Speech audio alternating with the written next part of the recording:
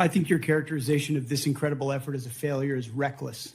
And I think it's irresponsible. And I think it smears the sacrifice of the troops that are out there making on behalf of the American people to ensure that Iran never gets a nuclear weapon. Shame on you and others who call this a quagmire and a failure, and then you want to turn around and say you support the warfighter. Either you do or you don't. Is the nuclear material still there, I can get you a ticket out to CENTCOM and talk to what those Americans are doing and how committed they are to this effort and how they want to ensure that Iran never threatens their families with a nuclear weapon. That's the kind of intensity that our warfighters have about making sure that Iran isn't capable of doing that. Secretary Hegseth, if you listen to my comments, you would have heard me say how amazing our warfighters are. I heard failure. And the word heard. I heard exactly what you said. I will tell you how I use the word exactly failure, because I use the word failure to their leaders. You, sir, are the failure, not the men and women who are on that front line, not the men and women who hold up their honor with distinction.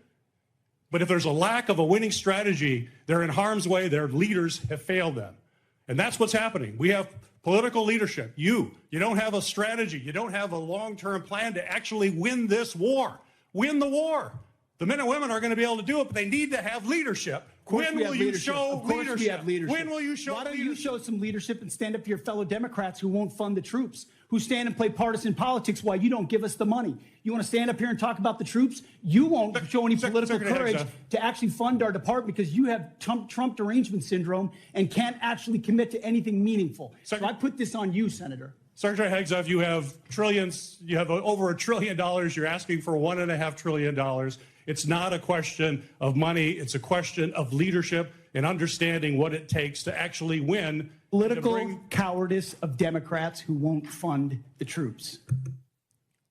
You mentioned in your opening, Mr. Secretary, about not getting those munitions that had come through this body quick enough to Ukraine and also being able to replenish those here at home. Can you talk a little bit more about that? Because I remember the previous administration dragging its feet after this body gave them directive as to what to do. So can you shed a little bit more light as to what you were talking about in your opening? Well, thank you for that question. Sometimes we forget recent history, which under the Biden administration, there were 5 supplemental requests for Ukraine, which almost every member of this body voted for to send rapidly in a bipartisan fashion for something that this committee and the administration deemed to be urgent. President Trump may take a different view, but that was the view of the Biden administration. And real quick, wouldn't you say it would be urgent to make sure that our men and women in uniform right now have everything that they need? I would argue providing for American men and women as opposed to Ukrainian men and women is a higher priority for the United States Senate.